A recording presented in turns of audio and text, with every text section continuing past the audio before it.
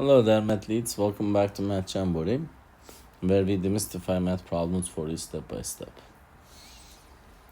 In this video, we have another AP Precalculus type of a question from the topic of polynomial function and end behavior.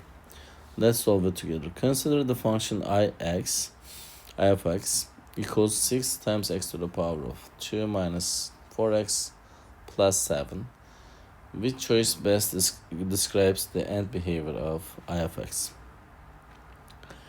The function I. Let's recall that the end behavior of a polynomial function is influenced primarily by the term with the highest degree, which in this case is 6x squared.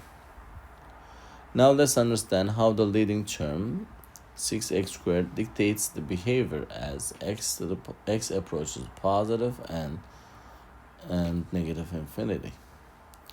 So 6x squared, as x approaches positive infinity, I'm going to put positive for x. This turns into positive times positive is positive. When I substitute negative for the x, it's negative square is positive. Positive times positive is positive. So in both cases, as x approaches the positive infinity, the function I approaches the positive infinity. As the x approaches negative infinity, still the function I approaches the positive infinity. So based on this analysis, our correct answer is choice A for this specific question. I hope you found this video helpful. If you did, please give it a thumbs up. If you have questions or comments, you can always leave it below there.